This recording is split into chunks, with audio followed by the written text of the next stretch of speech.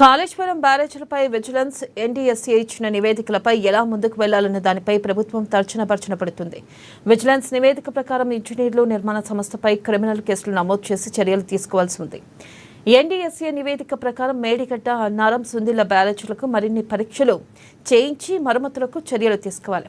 నిర్మాణ స్థలం ఖరారు, డిజైన్లు, నిర్మాణం, నాణ్యత తనిఖీ, నిర్వహణ ఇలా అనేక అంశాల్లో లోటుపాట్లు ఉండడంతో వాటన్నిటినీ సవరించడంతో పాటు మేడిగడ్డలో 7వ బ్లాక్ను పూర్తిగా తొలగించి మళ్లీ నిర్మించాలి.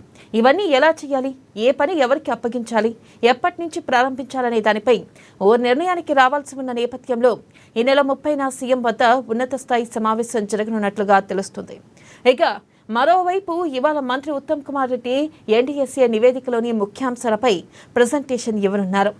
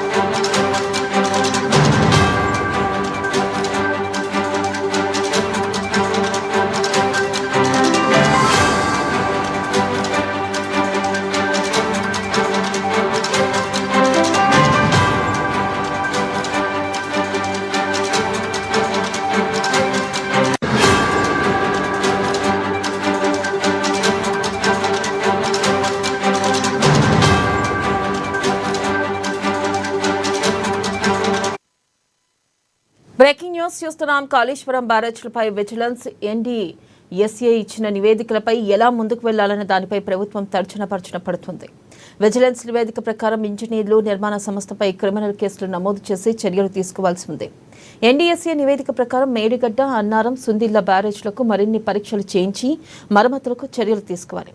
నిర్మాణ స్థలం ఖరారు, డిజైన్లు, నిర్మాణం, నాణ్యత తనిఖీ, నిర్వహణ ఇలా అనేక అంశాల్లో లోపాలు ఉండడంతో వాటన్నిటినీ సవరించడంతో పాటు మేడిగడ్డలో 7వ బ్లాక్ను పూర్తిగా తొలగించి మళ్లీ నిర్మించాలి.